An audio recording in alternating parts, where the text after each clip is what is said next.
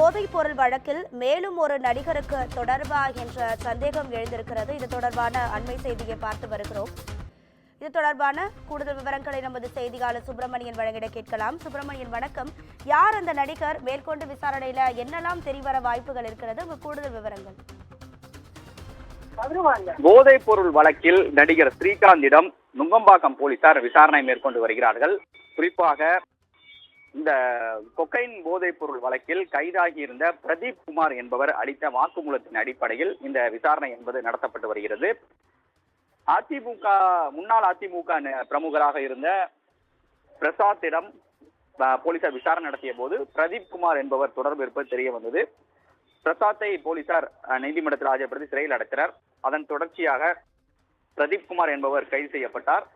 அவரிடம் நடத்தப்பட்ட விசாரணையில் நடிகர் ஸ்ரீகாந்திற்கு கொக்கைன் போதைப் பொருள் தான் சப்ளை செய்ததாக அவர் வாக்குமூலம் அளித்திருக்கிறார். அந்த வாக்குமூலத்தின் அடிப்படையில் நடிகர் ஸ்ரீகாந்திற்கு சம்மன் கொடுத்து தற்போது விசாரணை என்பது மேற்கொள்ளப்பட்டு வருகிறது. இன்று காலை சென்னை ராஜீவ்காந்தி அரசு மருத்துவமனைக்கு அழைத்து செல்லப்பட்டு அவருக்கு இரத்த பரிசோதனை என்பது எடுக்கப்பட்டிருக்கிறது. இந்த நிலையில் மேலும் ஒரு நடிகருக்கு இந்த போதைப் பொருள் சப்ளையில் தொடர்பு இருப்பதாக காவல்துறை தரப்பில் சந்தேகம் எழுந்திருக்கிறது. அதாவது அவரது பெயர் கிருஷ்ணா. கழுகு உள்ளிட்ட திரைப்படங்களில் அவர் நடித்திருக்கிறார்.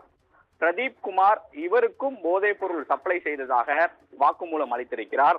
சென்னையில் சில பப்களில் ஒன்றாக சந்திக்கும் போது அதிமுகவுடைய முன்னாள் பிரமுகர் பிரசாத்தை சந்திக்கும் போது பிரதீப் குமார் உடன் நடிகர் ஸ்ரீகாந்த், நடிகர் கிருஷ்ணா ஆகியோர் இருந்திருப்பதாகவும் அப்போது கொக்கைன் சப்ளை செய்த போது இரண்டு பேருமே அதனை பயன்படுத்தியதை தான் நேரில் கண்டதாக பிரதீப் குமார் வாக்குமூலம் அளித்திருக்கிறார். அந்த வாக்குமூலத்தின் அடிப்படையில் தான் தற்போது ஸ்ரீகாந்திடம் விசாரணை நடத்தப்பட்டு வருகிறது. அடுத்த கட்டமாக கிருஷ்ணாவையும் நேரில் அழைத்து விசாரிக்க போலீசார் முடிவு செய்திருக்கிறார்கள்.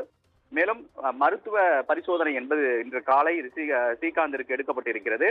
அதனுடைய முடிவு இன்னும் வரவில்லை. அதற்காக போலீசார் காத்திருக்கிறார்கள். மேலும் இந்த பிரதீப் குமாரிடம் எத்தனை முறை ஸ்ரீகாந்த் போதைப் பொருள் வாங்கியிருக்கிறார் என்ற கோணங்களில் ஸ்ரீகாந்திடம் விசாரணை என்பது மேற்கொள்ளப்பட்டு வருகிறது. அது மட்டுமல்லாமல் ஏற்கனவே பிரதீப் குமார் அளித்த வாக்குமூலத்தில் அதிமுக முன்னாள் பிரமுகர் பிரசாத்திற்கு 40 முறை தான் கொக்கைன் போதைப் பொருள் விற்பனை செய்ததாக வாக்குமூலம் அளித்திருக்கிறார். இதன் மூலமாக 5 லட்சம் ரூபாய் வரை சம்பாதித்ததாகவும் அவர் வாக்குமூலத்தில் அளித்திருக்கிறார். அந்த வாக்குமூலத்தின் அடிப்படையில் தான் அடுத்த கட்ட விசாரணையை நோக்கி இந்த வழக்கு சென்று கொண்டிருக்கிறது.